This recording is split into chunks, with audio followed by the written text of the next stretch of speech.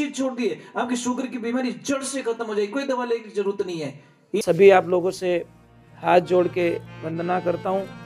हमारा जो चैनल है श्री सोनू महाराज, वो चैनल जरूर सब्सक्राइब करें और इन वीडियो को शेयर करते रहिए।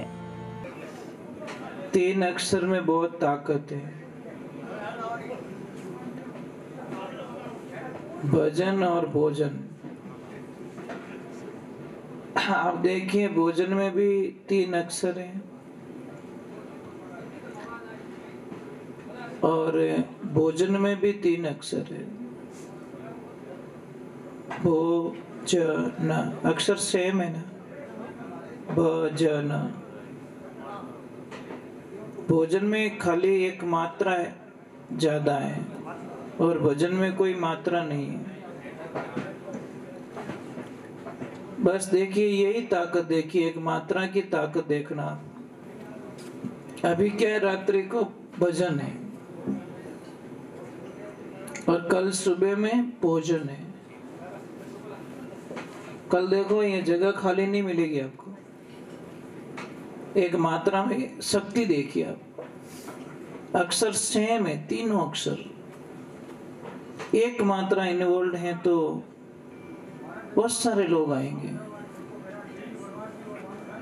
बस यही हमें समझना पड़ेगा, जितना आनंद आपको भोजन में आता है ना,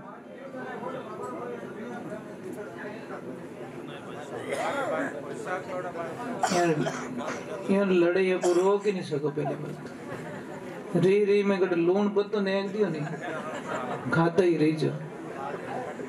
यहाँ से जिन वास्ते के एक तो रसोईया ने कदी नहीं छीजवणो, एक गाड़ी रा ड्राइवर ने नहीं छीजवणो। हाँ की टेमरा रेस दबाए दे, न्यूट्रल कर दे गाड़ी के ले लेती जा। रसोईया ने छीजो तो वो किन टेमरा किन की चीज डाल दे मैं, या तो मिर्चा पत्ती नहीं दी तो ही खावा नहीं सका। ये थोड़ा आनंद की बात हो गई। हमारा जीवन का लक्ष्य क्या है, हम दुनिया में क्यों आए, हमारा मेन उद्देश्य क्या है। अगर ये बात समझ में नहीं आती तो कोई मतलब नहीं है, सत्संग का अर्थ नहीं है। हाँ लाओ ठाको थे ठाको गणी बेटा, क्या करे महाराज, इतनी बेगी मत लाओ सुबह जिमे। उन्होंने कहो कि थोड़ा सा या तो थोड़ा तपेलो पढ़ने ले जाओ उन साइड में थोड़ा जगह, क्या बोलिए बिना वही काम नहीं रहे महाराज। भीमी बोल नहीं पड़ी, वे इतना मस्ती में है कि इन चीज को लेन देन ही नहीं। हमारी जगह सही है, पापा जगह सही है। हाँ नहीं सही बात है। सत्संग में अलग अलग प्रकार के लोग आते हैं, कनिष्ठ, मध्यम और उत्तम। कनिष्ठ क्या करता है, सत्संग का नाम लेते तो विचार करता है कि मैं जाऊं कि नहीं जाऊं, जाऊं कि नहीं जाऊं। मध्यम क्या करता है, रवाना होने का मन तो करता है अपना, फिर विश्राम कर देता है, चलो ना सुबह जाएंगे। और उत्तम क्या करता है, हाँ देखो कितना शांति हो गई, एकदम शांति। पैसा पासो चालू मत कर जवा। तो उत्तम क्या करता है, सत्संग का नाम लेते ही उसको वैराग चढ़ता है, नहीं मुझे चाहना है, नहीं मुझे चाहना है। कई लोगों को देखो मेले का नाम लेते उनको बहुत अच्छा लगता है, कई लोगों को फिल्म का नाम लेते ही अच्छा लगता है, और कई लोगों को सत्संग का नाम लेते ही अच्छा लगता है। इंसान सारे वही है। एक परिवार में देखना, एक को फिल्म अच्छी लग रही है, एक को भगवान के भजन अच्छे लग रहे, तो घर में लड़ाइयाँ यही तो होती है। टीवी पे यही तो लड़ेगी। कोई तो कहता है रामायण आ रही है, रामायण निकाल यार, तो दूसरा वाला रिमोट लेके निकाल देता फिल्म। ये हो गया झगड़ा।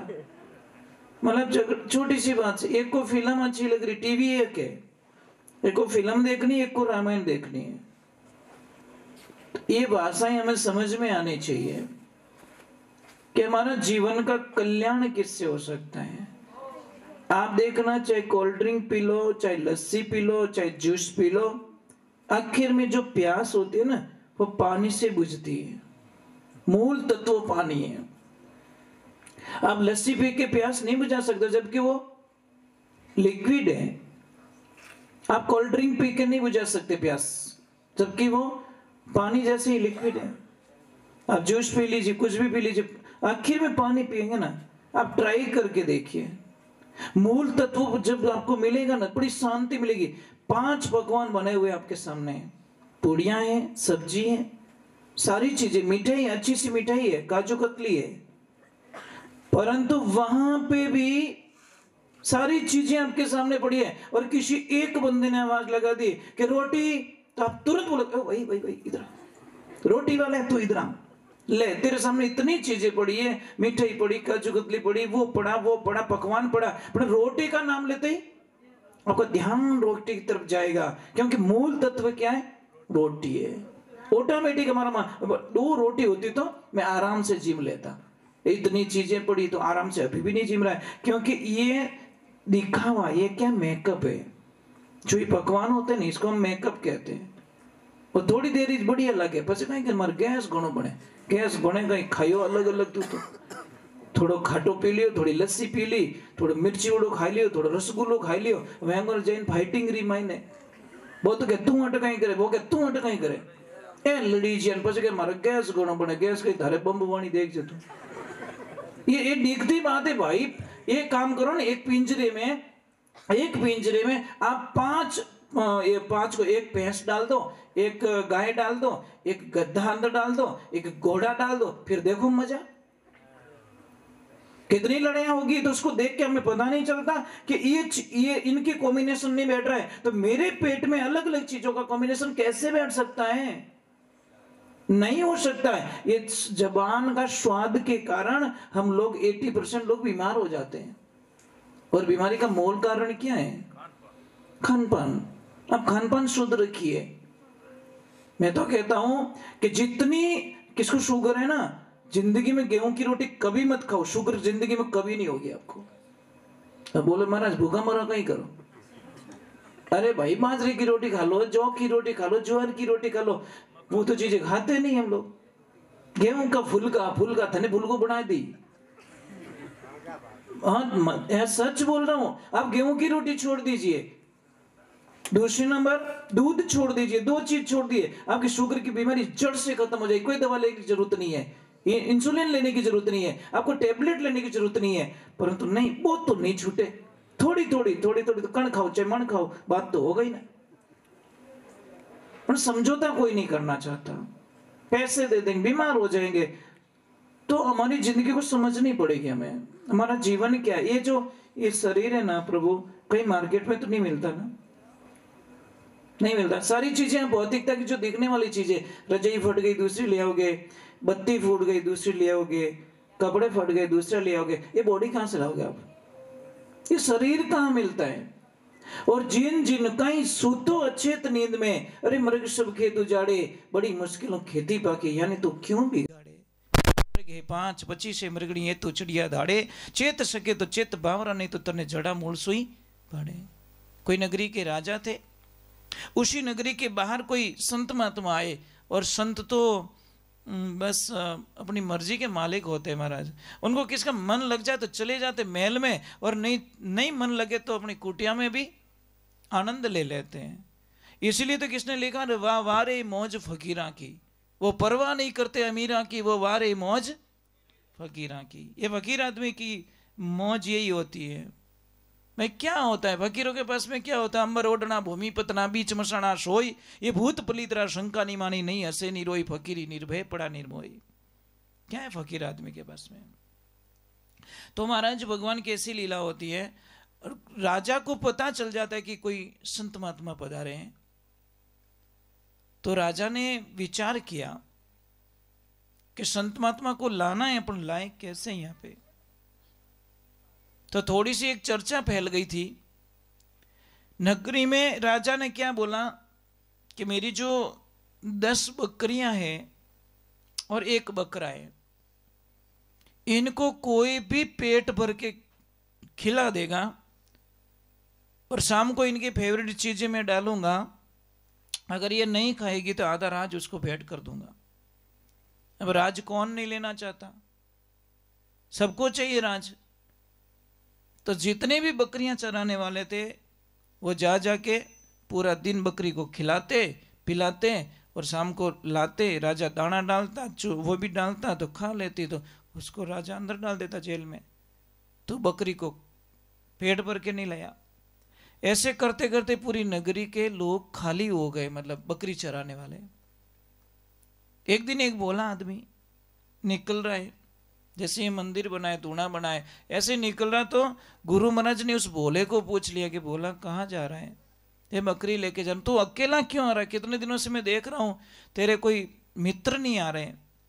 तो उस भोले ने बोला कि गुरुदेव मैं क्या बताऊं, सब राज के चक्कर में अंदर चले गए। कि कैसे, कि वो राजा है ना, उन्होंने शर्त रखी 10 बकरियां हैं, एक बकरो है, उसको कोई पेट भर के खिला देगा पिला देगा तो मैं उसको आधा राज भेंट करूंगा। सारे अंदर चले गए। तो गुरुदेव ने बोला बोला तू लेके आ बकरियां को। तो बोला बोला नहीं नहीं नहीं, मैं तो बाहर ही ठीक हूं, मैं अंदर जाना नहीं चाहता। गुरुजी ने बोला तू लेके तो आओ। तो बोला होता, गुरुजी को डायरेक्ट बोल गया कि मैं बाहर फिरूं, थारा का यहाँ क्या बड़े गई, मेरे को भी अंदर डालना चाहते हो। गुरु ने बोला तू लेके तो आओ। अब गुरु का आदेश नहीं माने तो भक्ति नष्ट होवे, नहीं माने तो भी प्रॉब्लम है ना। गुरु का वचन तोड़ना भी तो बहुत खतरनाक काम होता है। अब भगवान की ऐसी लीला हुई, वो बोला जाता है, बैठता है, पूरी सभा जुड़ी हुई थी। बोले को बोला तू कैसे आया, कि हे राजन आपकी 10 बकरियां, एक बकरा मुझे पकड़ा दीजिए, मैं उनको पेट भर के लाता हूं। सब हंसने लगे, इतने होशियार लोग थे, वो तो पेट भर के नहीं ला सके, तू कैसे पेट भर के लाएगा, कि लाओ ना मैं लेके जाता हूं। अब ले जाके डायरेक्ट गुरुजी के आश्रम पे लेके गया और गुरुजी को बोला अगर ये नहीं धापी ना मैं थारा नाम ले लूँ, पहला कह दूं मैं अंदर नहीं जाना चाहता, मैं फंसना नहीं चाहता अंदर। गुरुजी ने बोला कोई बात नहीं, तू नहीं तो मैं, यार दोनों में से एक चले जाएंगे, क्या फर्क पड़ेगा। भगवान की ऐसी कृपा हुई, भोले को बोला यहाँ रख, बकरियों को सामने खड़ी कर और थोड़ा चारा पानी डाल दे, और एक डंडा पकड़ा दिया। और जैसी बकरी खाने लगे, भोले को बोल दिया इसके नाक पे डंडा मार दो। और आपको पता है जैसे नाक पे लगती है तो कितनी देर तक चक्कर आता है। अब भोलो आदमी जो वो थोड़ा डबल ही मेले, भारी हाथ पड़े, जैसे ही बकरी खावे वो डंडी मेले नाक माते। बकरी तो ऊंचू मुंड कर घनी देर देखे आई कटे में, बहुत टाइम हो गया। अब जैसे ही खाने लगे भोला डंडा बताता तो वो रुक जाती है। गुरुजी ने बोला कुछ हुआ, कि हुआ क्या गुरुजी, बराबर काम हुआ, एक ही नेड़ी नहीं आवे, तो बस तुझे कुछ नहीं करना, ले जा इस बकरियों को।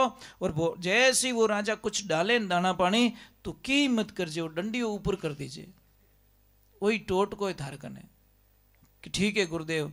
अब लेके गया वापस, राजा ने बोला खिला पिला दिया, कि हाँ, कि बोला रोज तो पेट इनका फुला रहता है, आज पेट मुँह चिपियोड़ी की करे, कि अरे गुरुदेव धाभी आज ही है, ये रोज तो कहीं है फॉर्मलिटीज में, आज यार रोज गैस बनी उड़ रहे, आज फ्री माइंड है। जैसे वो खाने के लिए दाना पानी डाला, बोलो डंडी ऊंसो की दो बकरियां खावी को नहीं।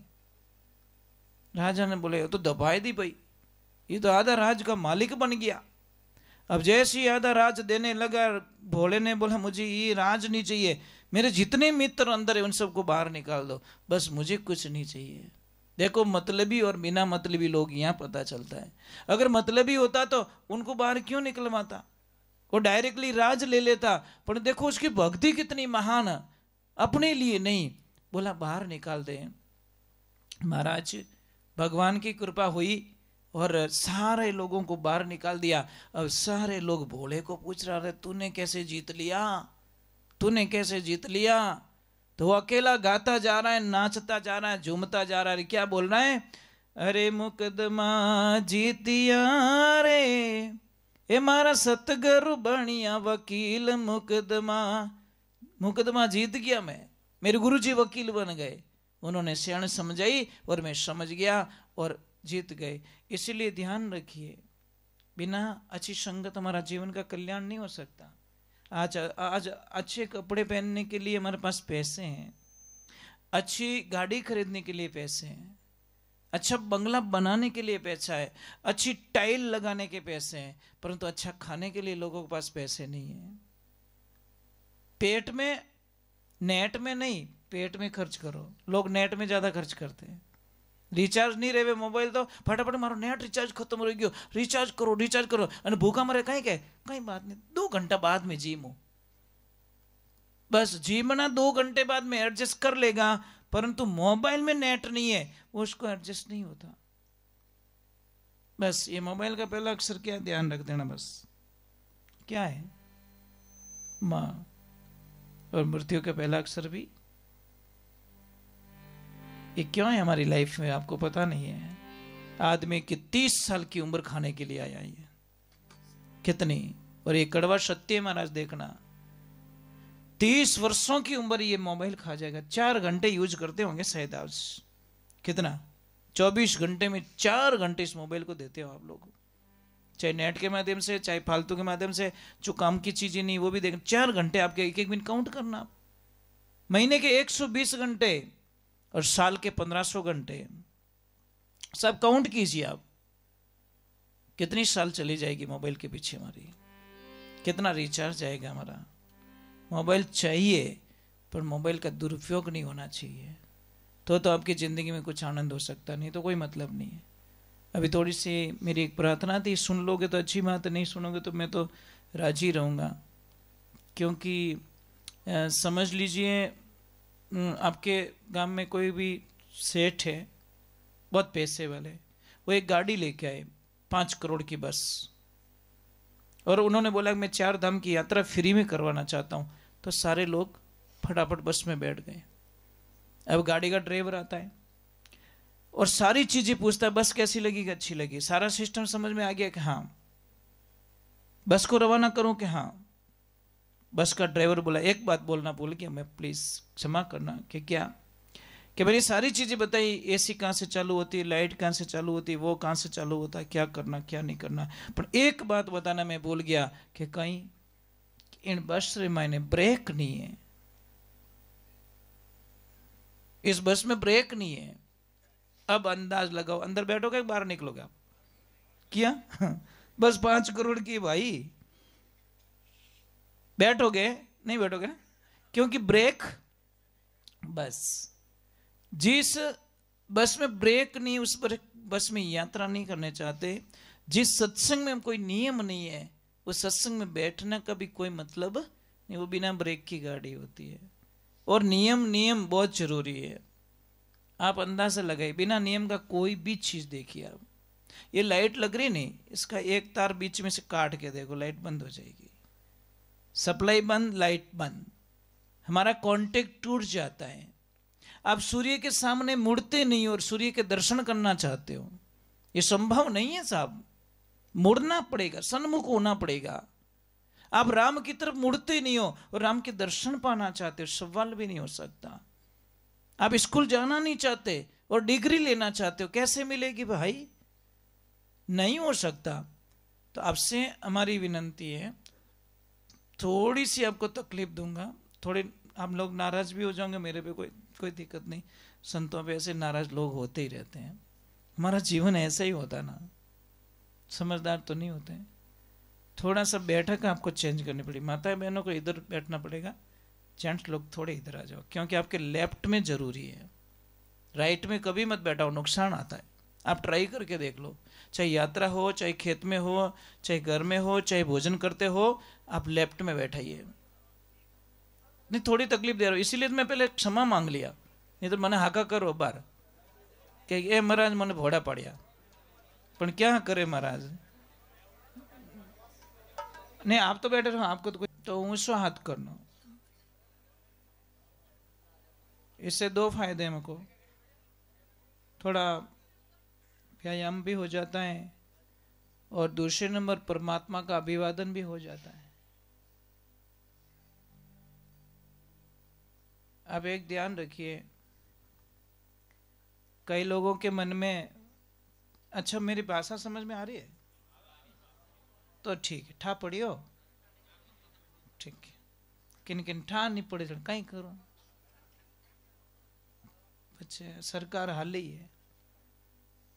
परंतु मैं पूरी कोशिश करता हूं कि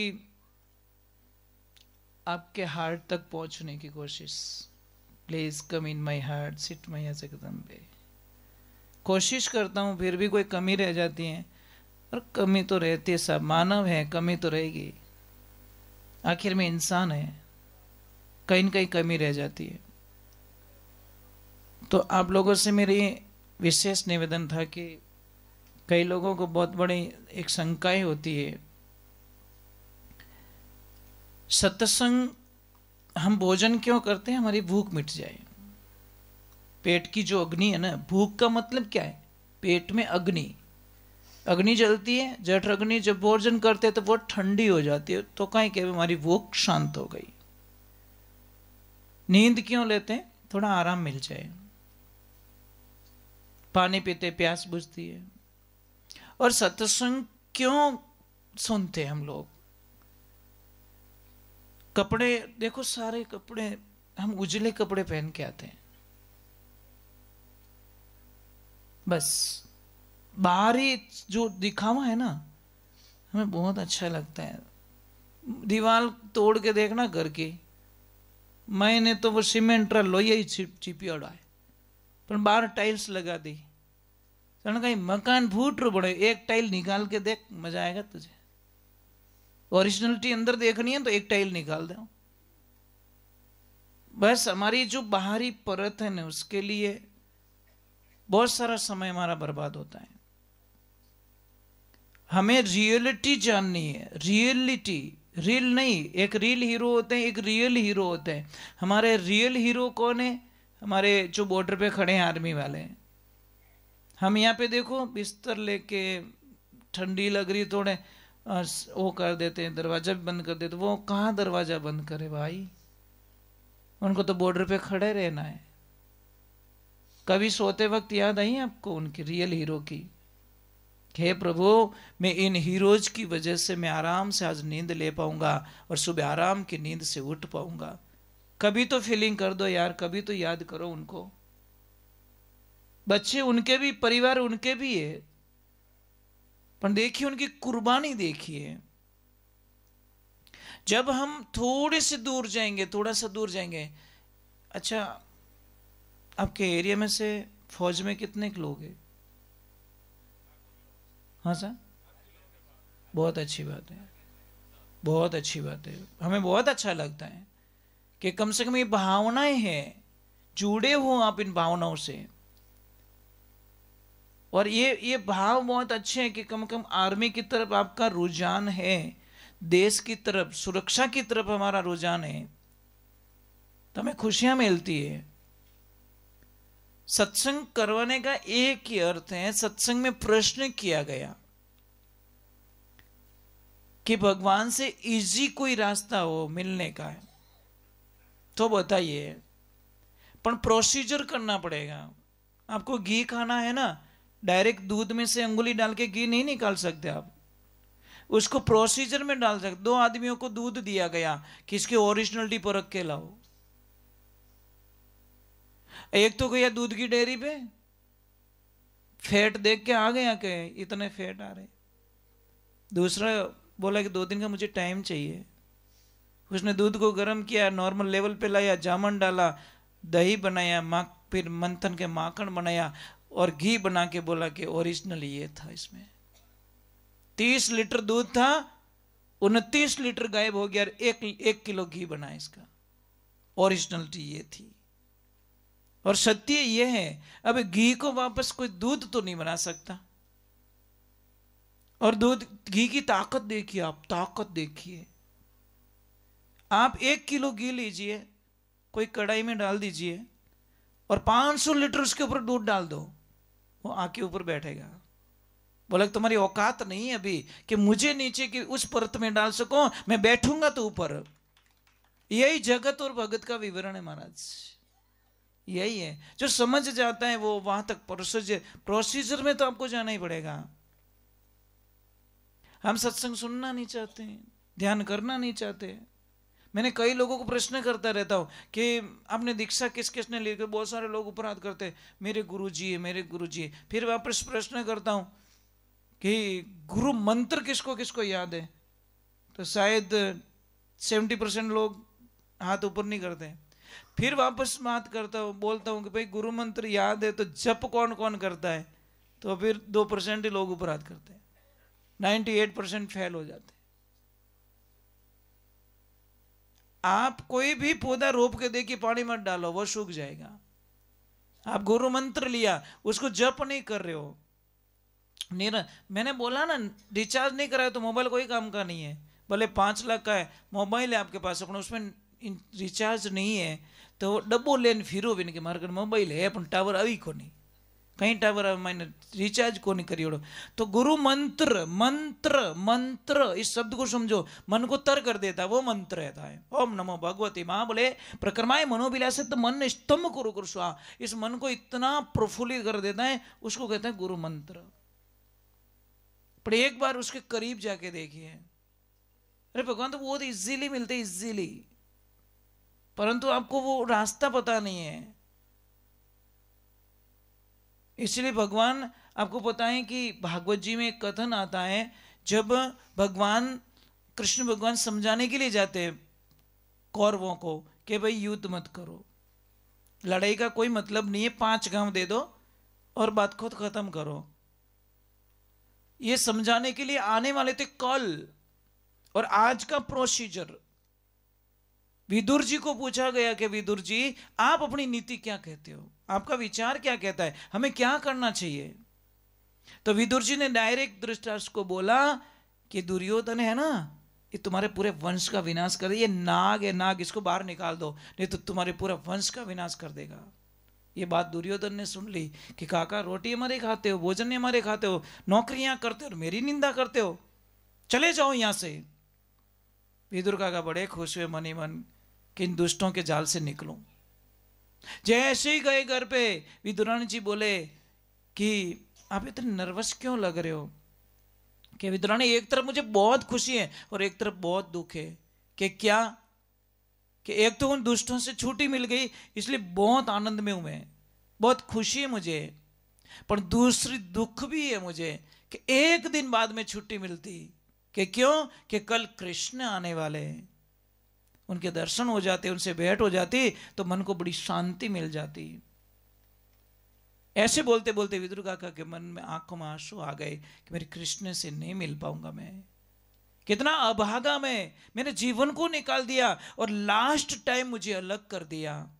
एक दिन और देते मुझे, सिर्फ एक दिन, और फिर दूसरे दिन मुझे निकाल देते वहां से, पर मुझे एक दिन पहले निकाल दिया गया। अब देखिए विदुरानी जी का विश्वास, वो क्या कहती है कि चिंता मत कीजिए, आएंगे मेरे प्रभु, मिलेंगे हमसे। अब सेकंड डे जब आते हैं भगवान, और दुर्योधन पूरे सज धजक के भगवान को रथ में ले जाना चाहता है, इस रास्ते ले जाना चाहता है। भगवान बोलते नहीं, इस रास्ते नहीं चलूंगा, मैं इस रास्ते चलूंगा। बोले भगवान उधर तो रास्ता सही नहीं है, सजावट इस रास्ते की है, श्रृंगार इस रास्ते पे किया हुआ है, तैयारियां इस रास्ते पे की, नहीं मैं इस रास्ते जाऊंगा। देखिए भगवान कहते कौन नहीं, इस रास्ते कैसे जा रहे हैं, क्योंकि विदुर जी का घर इस रास्ते पे पड़ता है।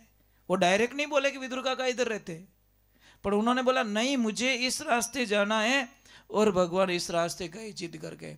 और जैसे ही सारे तापड़दिंग कर रहे, नाच रहे, बाजे बज रहे, विदुर जी विदुरानी जी ऊपर खड़े महल के अंदर, उन्होंने बोला थोड़ा फूल बरसा देंगे, हमारा कामना पूरी हो जाएगी, हम कृष्ण को देख लेंगे बस। और जैसे ही उनके महल के कक्ष गए, उन्होंने रथ रोका दे, डायरेक्टली बोल दिया कैसे हो विदुर काका।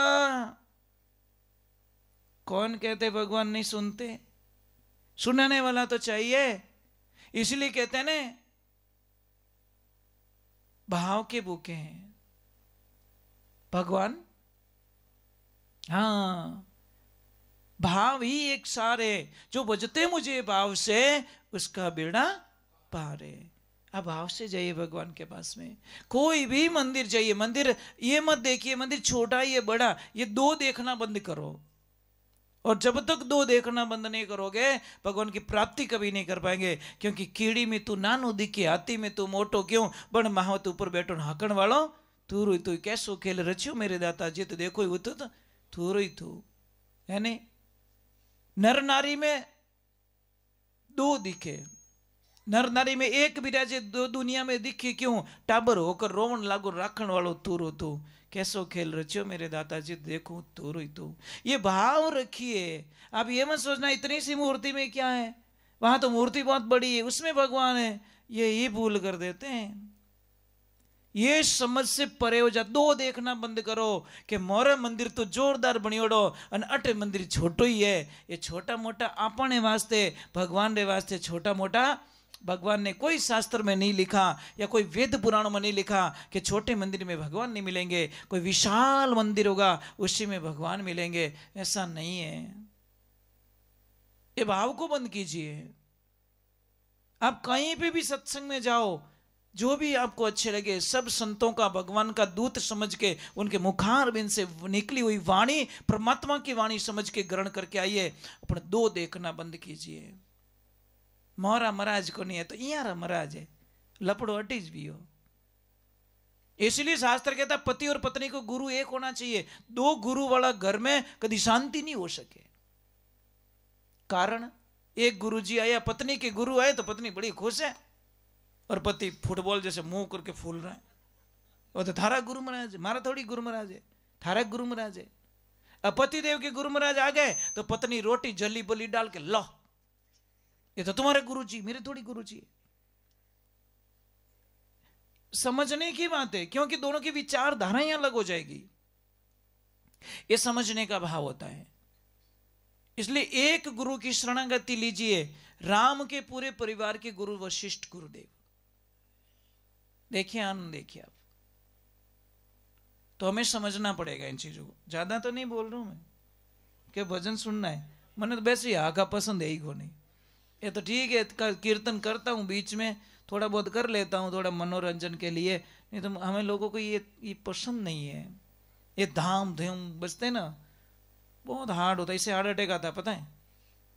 मजाक नहीं कर रहा हूँ। आप कोई अच्छे डॉक्टर के पास में छोटे बच्चे को लेके जाना, आप एक काम करना, डीजे बजता है जब, तो 1 आधा घंटा बच्चे को रखना, वो 3 दिन तक आंगले गाली कान में, पैसे कहीं नहीं, बरात गणी भटके, बरात को नहीं वो डीजे भटके मायने। छोटे बच्चे होते ने उनको आवाज सहन नहीं होती, और सहन नहीं होने के कारण उनके पर्दे बहुत पतले होते हैं ना, उनको बहुत कान दुखते हैं।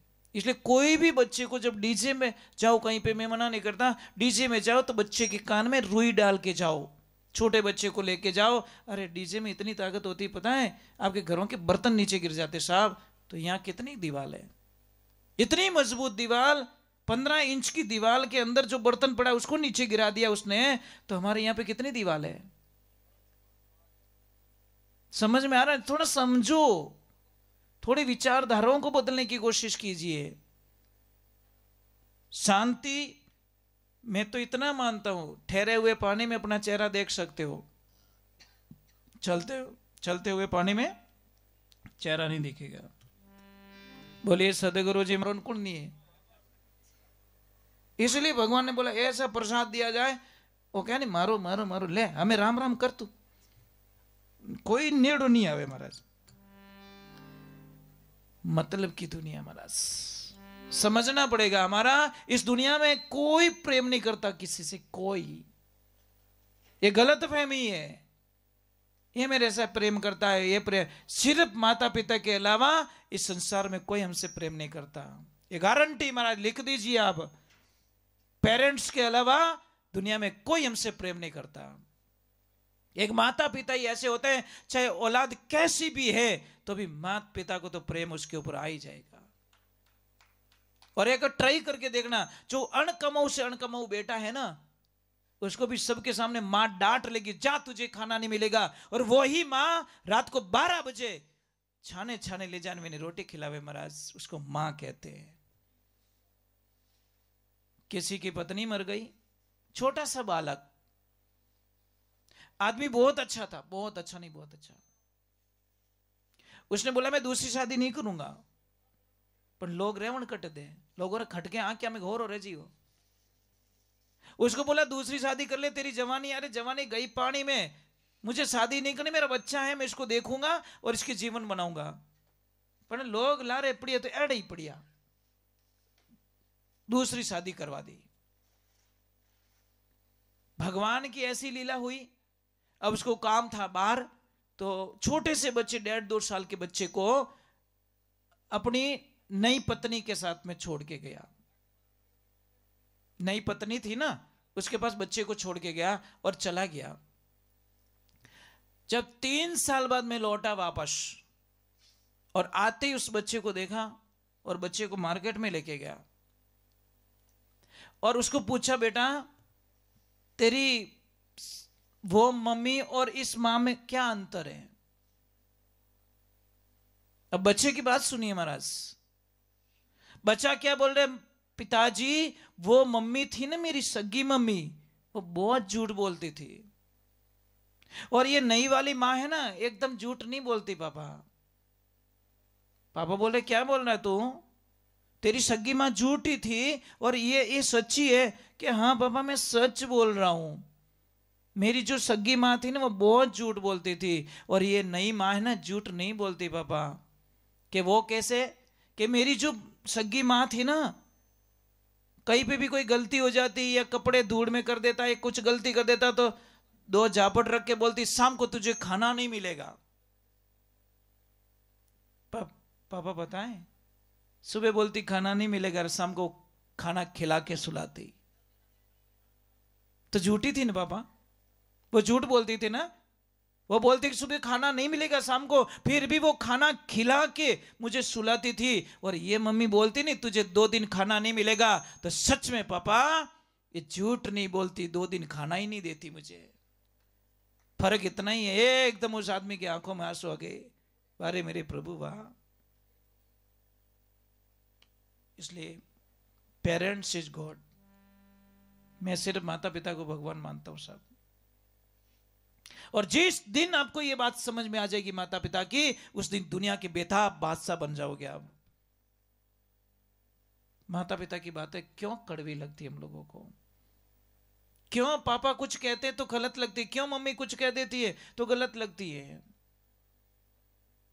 और जिन जिन बच्चों को माँ बाप की बातें खरी लगती है ना, देखना महाराज उनका तो भविष्य खराब हो चुका है। जिंदगी में कभी सक्सेस नहीं हो पाएंगे। ये ट्राई करके देखना। ये दिल है ना साहब, दुनिया वालों को देखे देखो, खेलेंगे तुम्हारे दिल से। ये दिल दुनिया वालों को दोगे तो दुश्मन तुम्हारे 1000 खड़े हो जाएंगे। ये दिल अगर मेरे प्रभु को दोगे तो चाहने वाले लाखों लाइन में खड़े हो जाएंगे। फर्क इतना ही पड़ेगा। ये दिल भगवान को दे के देखो, एक बार ट्राई करके देखो, एक बार प्रेम करके देखो मेरे प्रभु से, जिंदगी में बहुत खुशी आएगी। पर क्या करे, ये मोबाइल कहते हैं I miss you, I like you. मरो मरो बस, कुछ नहीं मिलने वाला है। बस मिलेगा तो परमात्मा की भक्ति के अलावा कुछ भी नहीं है। आप कहीं पे भी दिल लगा के देखो, रोने के अलावा कुछ नहीं मिलेगा साहब। और एक बार परमात्मा से प्रेम करके देखो। देखो यहाँ संतों की समाधि देखिए, इन्होंने परमात्मा से प्रेम किया, ईश्वर से प्रेम किया। आज हजारों साल वर्षों बीत गए तो भी उनका नाम ब्रह्मांड में कोई मिटा नहीं सकता। ये परमात्मा की भक्ति का आनंद है। जय हो। हाँ यहाँ पे लेके जी, बहुत बहुत धन्यवाद है आपको कि शायद जय हो जय हो। क्या बात है गुरुदेव के।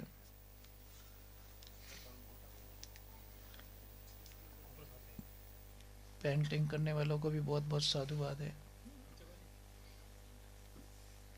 बनाने वालों ने दिल से बनाया ना, इसलिए नहीं ऊंच रही है, भाव से बनाया। जय हो। देखो अभी संत महात्मा की बात हुई और गुरु जी की तस्वीर सामने आ गई।